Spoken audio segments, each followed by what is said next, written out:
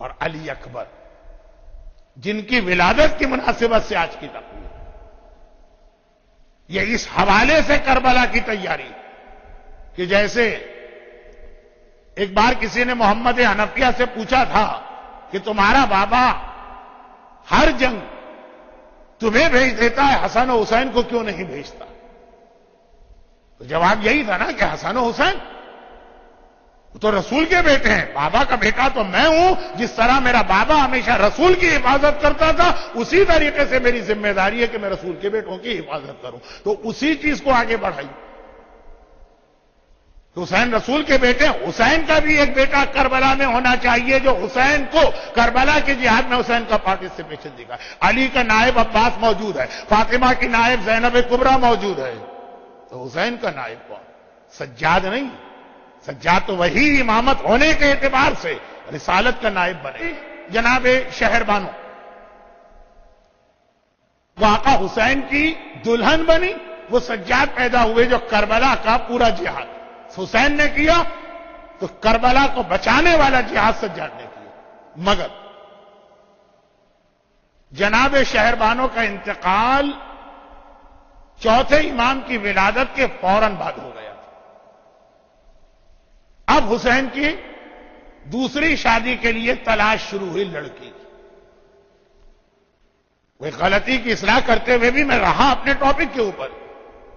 اب لڑکی کی تلاش شروع ہوئی۔ ہمارے یہاں مولا علی کی بیوی کی تلاش بہت پڑھی جاتی ہے، حق بھی ہے پڑھی جائے، جناب عقیل ام البنین، سارا واقعہ میں نے کل پڑھا۔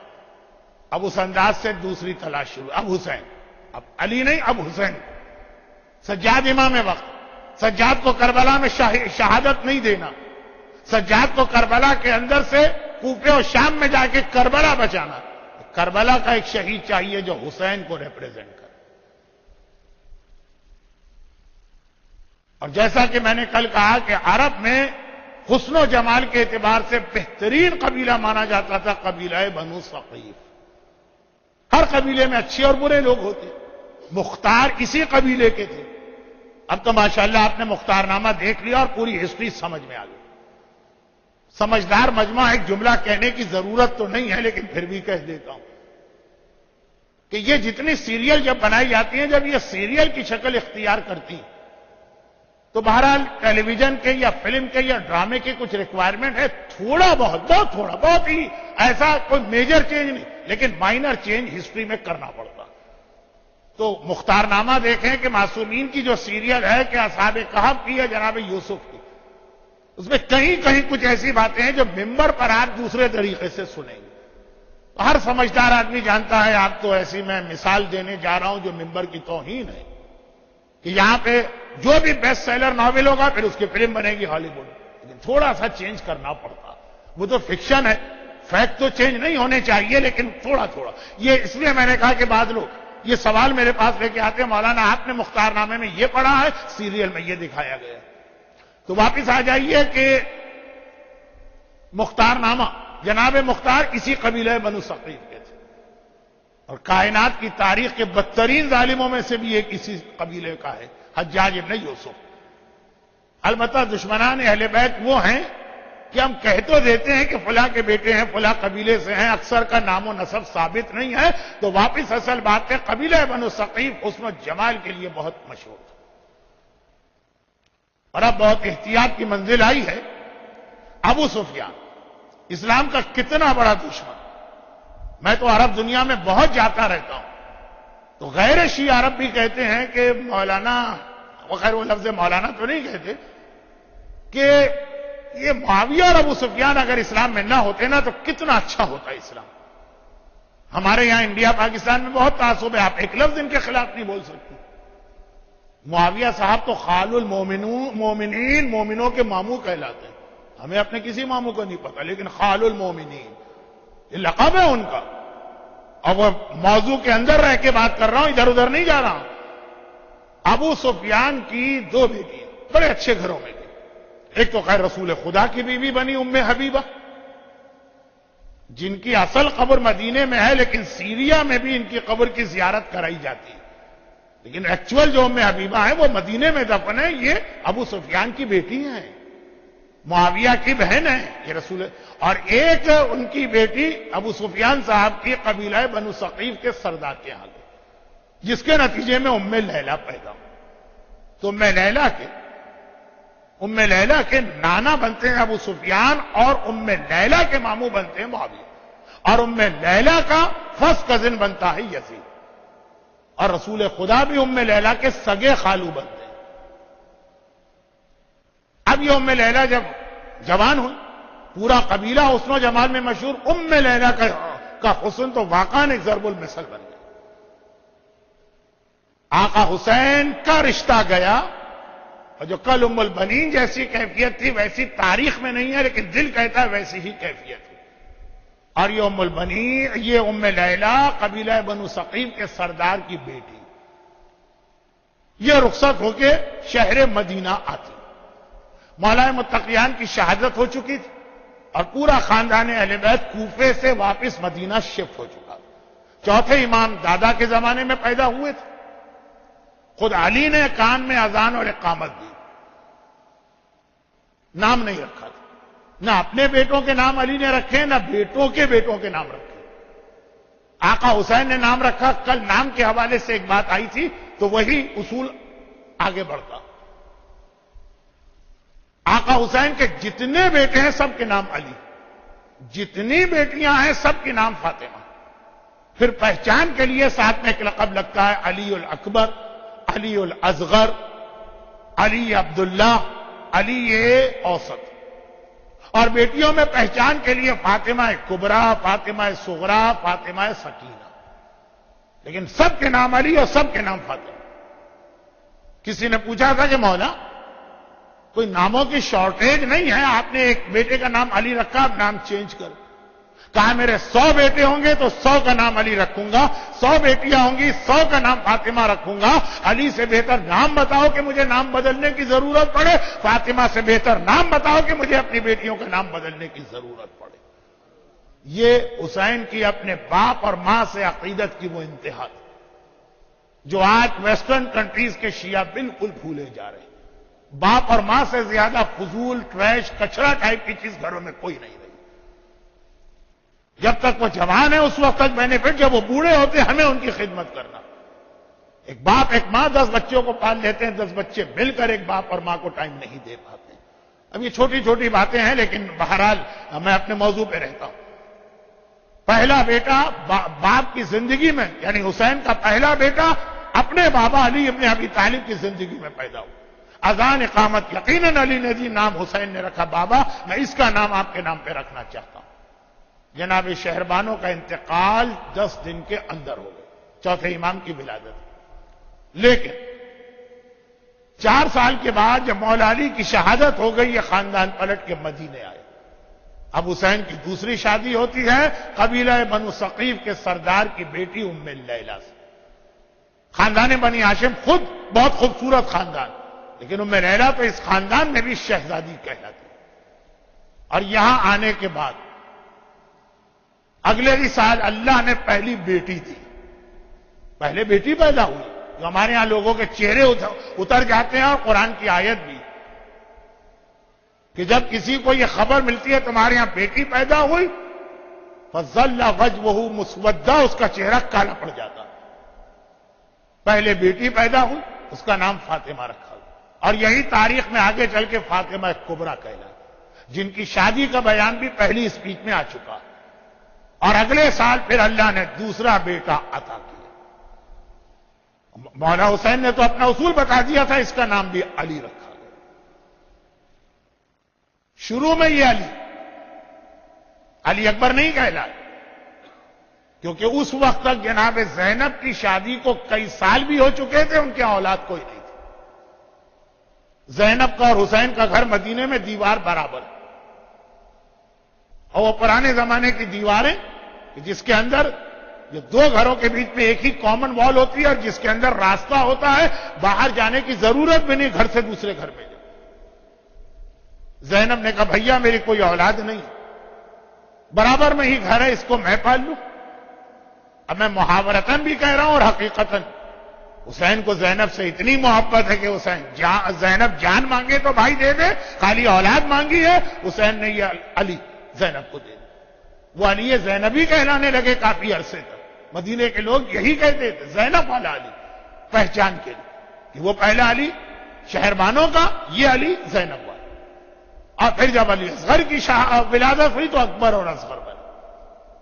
اسی لیے کہا جاتا ہے کہ علی اکبر کی ساری زندگی زینب کے گھر میں گزری، اور میں لیلا بہت خوش ان کو معلوم ہے کہ زینب کس کا نام، یہاں تک کہ حضرت عباس نے علی اکبر کو اپنی خصوصی شاگردی میں لیا، اور علی اکبر کے حوالے سے 2-3 جملے ہمارے یہاں بہت مشہور ہیں۔ پہلا یہ کہ شبیہ رسول خدا تھے، یہی وجہ ہے کہ آخری رخصت کے وقت بھی خاندان کی ہر بیوی نے آ کر اکبر کے چہرے کی زیارت کی۔ کوئی کربلا کی شہادت، علی اکبر کی شہادت کا بیان وقت نہیں، یعنی وقت تو ہوگا، موقع نہیں ہے کہ یہ ولادت کا جشن منایا جا رہا، لیکن کہا جاتا ہے کہ کربلا کے سارے مجاہدوں اکبر وہ واحد مجاہد تھا کہ جس کی رخصتی کے موقع پر اور میدان جاتے وقت ایسے واقعات پیش آئے جو کسی اور مجاہد کے لیے نہیں آئے۔ پہلا یہ کہ سب سے زیادہ ٹائم خیموں میں اکبر نے لگایا۔ یہ حمید ابن مسلم جو رپورٹر ہے یزید کا، وہ یہ کہتا اتنی دیر ہو گئی، اور خالی دیر نہیں، پردہ اٹھتا ہے خیمے کا اور گر جاتا۔ ایک ایک بی بی اکبر کی زیارت کرنا چاہتی ہے، اکبر کی بھی زیارت ہو جائے، رسول خدا کی بھی زیارت ہو جائے۔ کربلا کا یہ وہ واحد مجاہد ہے جس کو بھیجتے وقت حسین عمر سعد کے حق میں بد دعا دی، اے خدا عمر سعد کی نسل کو قطع کرے جس طرح وہ میری نسل کا خاتمہ چاہتا۔ یہ واحد مجاہد ہے کہ جب یہ مقتل جا رہا تھا حسین پیدل اکبر کے گھوڑے کے پیچھے پیچھے چل رہے، لیکن جس طرح سے زینب نے اکبر کو پالا کربلا میں، یہ سب سے مشکل وقت تھا۔ علی اکبر عباس کے شاگرد بنے، عباس نے اکبر کو تلوار چلانا سکھائی، عباس نے سارے کے سارے میدان جنگ کے فنون اکبر کو سکھائے تھے، اور اکبر تھا بھی ایسا، ایک تو 18 سال کا جوان، پھر ہاشمی شہزادہ، پھر حسین اور لیلا کے حسن کا مجموعہ، اور پھر شبیہ رسول خدا۔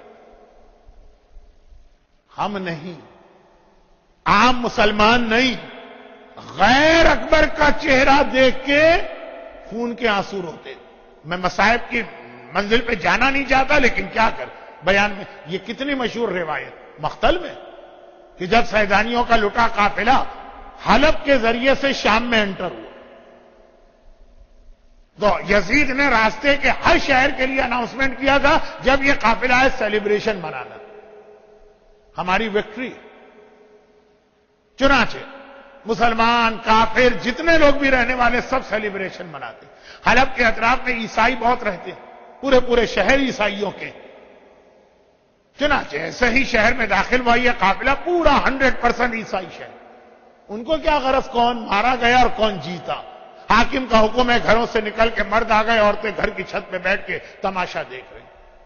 نو کے نیزہ پہ اکبر کا کٹا سر نظر آیا تو وہ عیسائی عورتیں کہتی ہیں اللہ کرے جوان کی ماں مر چکی، اور لیلا نے چونک کے سر اٹھایا کہ تم اس کی ماں کو بددعا کیوں دے رہی؟ کہا بددعا نہیں دے رہے، ہم سوچ رہے ہیں ہم غیر، ہمارا کوئی نہ خونی رشتہ، نہ کوئی دینی رشتہ، نہ کوئی علاقائی رشتہ ہے، ہم سے یہ 18 سال کے جوان کا کٹا سر نہیں دیکھا جا رہا۔ اتنا خوبصورت ماں نے یہ منظر دیکھا ہوگا تو کیسے زندہ رہی ہوگی، اور کون جا کے بتائے اس عیسائی عورت کو، اور کون بتائے آج کی بعض مومنہ عورتوں کو۔ ام لیلا اس کا نام ہے کہ جب اکبر کا لاشا آیا تو بیویاں تو ماتم کرنے لگی، لیلا شکر کے سجدے میں اس طرح گری کہ 1000 مرتبہ سجدے میں کہا شکرن للہ، جس کا کٹا سر غیروں سے نہ دیکھا جائے، ماں اس پہ شکرانے کا سجدہ کرے کہ دین خدا کے لیے میری کمائی کام آئے۔ وہ عیسائی عورتوں کو تو یہ سمجھ میں ہی نہیں آ سکتا کیا چیز، آج بہت سی مومنہ عورتوں کو بھی سمجھ میں نہیں آ سکتا۔ مومن مردوں کو بھی سمجھ میں نہیں آتا. الاسلام یعلو ولا یولا علیہ، 5 تقاریر کا خلاصہ آقا حسین کا یہ فرمان. یاد رکھو اسلام سب سے بلند ہے، اسلام سے بلند کوئی نہیں. ہر چیز اسلام پہ قربان ہوگی، اسلام کسی پہ قربان نہیں ہوگا. ہم تو معمولی باتوں پہ کمپرومائز کر کے اسلام قربان کر دیتے. ہمارے یہاں شادی کی تقریب ہوتی ہے، اسلام قربان ہو جاتا. اور ایک ہی تو خوشی ملی ہے بچیوں کو. ہمارے یہاں ایک برتھ ڈے کا فنکشن ہوتا ہے، اسلام قربان ہو جاتا. ہمیں جاب ملتا ہے، یہ حلال ہے کہ حرام اس کی پرواہ نہیں ہوتی، کمپرومائز. فلاں دوست اور ساتھی، یہ عجیب نیچر. 4 دوست بیٹھے ہوئے ہیں، ایک نمازی ہے، نماز کا وقت آیا کہتا ہے 5 منٹ ٹھہرو نماز پڑھ کے آتا ہوں. اور ایک فلم دیکھنے کا آدمی ہے، کہتا ہے بہت اچھی فلم لگی ہے، چلو ہم سب مل کے دیکھتے ہیں. گناہگار تو گناہ میں سب کو لے کے جاتا ہے، نیکوکار اگر عبادت بھی کرتا ہے تو اتنا شرمایا عبادت کرتا ہے. کمپرومائز. دوست برا نہ مان جائے، رشتہ دار تعلقات نہ ختم ہو جائے. بھئی وہ فلاں یہ شخص، یہ تو یعنی یہ کوئی خاص بات نہیں ہے، یہ تو ایک بہت ہی جرنلائز قسم کا اب ماحول بن گیا. ہم نے کہا بھئی آپ اپنی حد تک اتنی کوشش کر رہے ہیں، آپ فلاں شادی میں گئے کیسے؟ آپ خود دیکھ رہے ہیں کہ وہاں ہر حرام ہو رہا. مولانا کیا کرے، بہن کی بیٹی کی شادی، ناراض ہو جائے گی بہن. الاسلام و یاد، میں وہ جملہ نہیں کہہ رہا ہوں جو بہت کامن ہو گیا کہ بہن ناراض ہوگی، اللہ کی ناراضگی کی پرواہ نہیں. میں آقا حسین کا جملہ کہتا ہوں. اسلام سب سے بلند ہے. ساری دوستیاں، ساری رشتہ داریاں، سارے کمپرومائز، سارے فائدے قربان ہوں گے اسلام پر. ولا یعلا علیہ، اسلام کسی پہ قربان نہیں. جس اسلام پہ اکبر قربان ہو جائے، جسے دیکھ کے دشمن بھی ایک مرتبہ رو دے. کیا یہ اکبر کی ولادت سے شہادت تک کے 18 سال یہ بتانے کے لیے کافی نہیں کہ پریکٹیکل لائف میں اکبر کی سیرت ہمیں کیا پیغام دے رہی؟ اور ایک جملہ آخری کہہ دوں، باتیں بہت ساری ہیں لیکن چونکہ ابھی ہم کو دوبارہ آنا، سب کو نہیں، چند لوگوں کو، لیکن آنا تو ہے نا، تو اس لیے میں اپنی بات کو اختتام پہ لاتا ہوں. عبد الرزاق المقرب، عراق کے بہت بڑے خطیب، ان کی بہت ہی مشہور کتاب ہے مقتل الحسین. یعنی روایت تو بہت پرانی ہے، لیکن چونکہ آج کل ذرا سا 21 سینچری کا زمانہ ہے نا، کربلا کی ساری روایتوں پہ بھی بڑی ریسرچ کر رہے ہیں کچھ ہمارے ریسرچ اسکالرز. یہ غلط ہے، وہ ضعیف ہے، وہ جھوٹی ہے، وہ رونے کے لیے بنائی گئی، وہ بزرگوں کے غلط نظریات تھے. پوری دنیا میں اگر ان کو کوئی ڈسکشن کا ٹاپک یا ریسرچ کا ٹاپک ملا، باقی سارے مسئلے حل ہو گئے، میں کربلا ہی رہ گیا. تو اس لیے میں ان کتابوں کے ریفرنس بھی دیتا ہوں جو بہت ہی ریسرچ کے بعد 21 سینچری میں لکھی گئی. ورنہ مجھے تو ضرورت نہیں، میں ہمیشہ پرانی کتابوں کے حوالے دیتا ہوں. اور وہ یہ کہ ساری زندگی زینب نے اکبر کو پالا ہے. اکبر مقتل میں جاتے ہوئے زینب سے کیسے اجازت ہے؟ جو محبت ہے زینب کو پتا ہے اکبر کہ میرا چہرہ دیکھ دیکھ کے میری پھوپھی جیتی. بڑے عجیب طریقے سے ایک جملہ کہا اور اس ہستی کا نام آ گیا کہ یہ ساری ولادتوں کی مبارکباد تو ہم انہی کو دیں گے. لیکن وہاں تک جانے کے لیے بس یہ آخری جو زینب کے خیمے میں آئے، کیسے بتائیں پھوپھی اماں مجھے جانا. 18 سال کا جوان قربان کرنا آسان نہیں، سن لینا پھر بھی آسان ہے. گود میں سر رکھ کے لیٹ گیا کہ آپ پھوپھی اماں، آپ کو پتا ہے کہ جب سے میں نے ہوش سنبھالا ہر مسئلہ آپ سے پوچھا. آج مجھے ایک مسئلہ پیش آ گیا، بابا سے نہیں آپ سے پوچھا ہے، آپ بتائیں. دوسری تقریر میں جناب زینب کبریٰ کے علم کا تذکرہ ہو چکا ہے. وہ ہمیں عقیدے سے پتا ہے کہ حسین امام ہے، زینب امام نہیں. ورنہ علم ایسا ہے کہ علم امامت اور نبوت کی سرحدوں میں داخل ہوتا. آپ سے پوچھا، آج بھی آپ سے پوچھنا. زینب نے کہا بیٹا اول تو یہ مسئلہ پوچھنے کا وقت نہیں، اور پھر جا کے بابا سے پوچھو. کہا کہ نہیں، یہی وقت ہے مسئلہ پوچھنے کا. اچھا بتاؤ کیا مسئلہ؟ کہا اتنا بتا دیجئے آپ کا رتبہ زیادہ ہے یا میری دادی فاطمہ زہرا کا رتبہ زیادہ؟ اکبر کی دادی کا نام ہے فاطمہ. گھبرا گئی زینب، ماں کا نام سنا زینب پریشان ہو گئی، بے چین ہو کے زمین سے کھڑی ہو گئی. اکبر تو بڑا سمجھدار ہے، یہ کیا سوال کر رہے؟ کہاں شہزادی زینب، کہاں ان کی کنیز، میں ان کی کنیزوں کے برابر ہوں، تیری دادی کا رتبہ کوئی بتا نہیں سکتا. تو کہا کہ اگر دادی کا رتبہ آپ سے زیادہ ہے تو ایک کام کرے، آج دادی کے بیٹے پر اپنے بیٹے کو قربان کر دے۔ زینب نے کہا اکبر کسی اور طرح اگر مجھے پتا چلتا میرا اکبر مقتل جا رہا تو خدا معلوم پھوپھی پہ کیا، زینب پہ کیا گزرتی۔ قربانی اور شہادت اپنی جگہ، لیکن جو فطرت ہے، جو جذبات ہیں، وہ تو اپنی جگہ۔ کہا کسی اور طرح پتا چلتا، لیکن تو نے اس طرح سے اپنی دادی کا تذکرہ کر دیا کہ اب زینب خوشی کے ساتھ کہتی ہے جا، میں نے اپنی ماں فاطمہ زہرا کے لال پہ اپنے لال کو قربان کر دیا۔ یہ ساری قربانیاں پلٹتی ہیں فاطمہ زہرا کی جانب، تو یہ ساری خوشیاں بھی پلٹتی ہیں فاطمہ زہرا کی جانب۔ معصوم میں 5 روزہ جشن کے سلسلے کی آج آخری تقریر مکمل ہوئی، مگر جیسا کہ میں نے شروع میں کہا کہ مشن کے اعتبار سے دیکھیں تو درمیان میں حسین ہے، جتنی بھی یہ ولادتوں کی خوشیاں ہیں یہ حسین کے مشن کے لیے، اور شخصیت کے اعتبار سے دیکھیں تو درمیان میں فاطمہ۔ آقا حسین کی ولادت کا جشن منایا، مبارکباد شہزادی کو دیں۔ ثانیہ زہرا زینب کبریٰ کی ولادت کا جشن منایا، مبارکباد ثانیہ فاطمہ کو دیں۔ عباس کی ولادت کا جشن منایا، یہ تو کل کا موضوع بن گیا۔ مبارکباد ام البنین کو کم دیں گے، فاطمہ کو زیادہ دیں گے۔ اور اکبر اور قاسم، پہلی تقریر فاطمہ کی، بڑے بیٹے کے چھوٹے بیٹے قاسم کے لیے تھی، آخری تقریر فاطمہ کے چھوٹے بیٹے کے بڑے بیٹے اکبر کے لیے۔ قاسم 13 سال کے تھے اور اکبر 18 سال، یہ 2 پوتوں، ان سب کی خوشی بھی فاطمہ کو دیں۔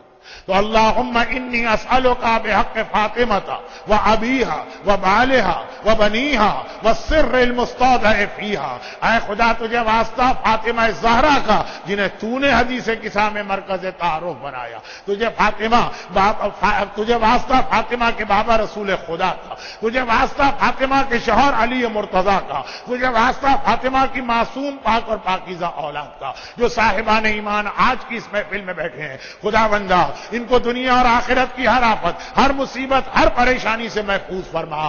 خدا بندہ انہیں دنیا اور آخرت کی ساری راحتیں اور ساری خوشیاں نصیب فرما۔ البتہ غم حسین مرتے دم تک، قبر میں بھی، قیامت میں بھی، بلکہ جنت میں بھی ہم کو عطا فرما۔ خدا بندہ دنیا بھر کے صاحبان ایمان میں جو دنیا سے رخصت ہو چکے ہیں، خاص طور پہ آج کی تقریب میں جو لوگ ہیں، ان کے مرحومین، بانی محفل کے خاندان کے مرحومین، اور اس دیوار پہ جو نام مرحومین کے ہیں، خدا بندہ ان سب کو اعلی علیین میں یہ خوشیاں خود فاطمہ زہرا اور اولاد فاطمہ کے ساتھ منانے کی توفیق عطا فرما۔ تمام صاحبان ایمان کو روزی کے ہر مسئلے سے محفوظ فرما۔